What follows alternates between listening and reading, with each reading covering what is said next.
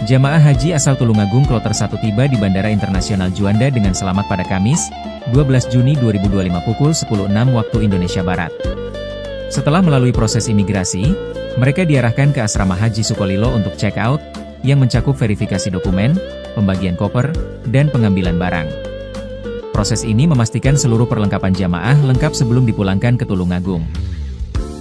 Kedatangan Kloter 1 disambut langsung oleh pejabat pemerintah Provinsi Jawa Timur dan Kanwil Kemenag Jatim sebagai bentuk apresiasi atas selesainya ibadah haji.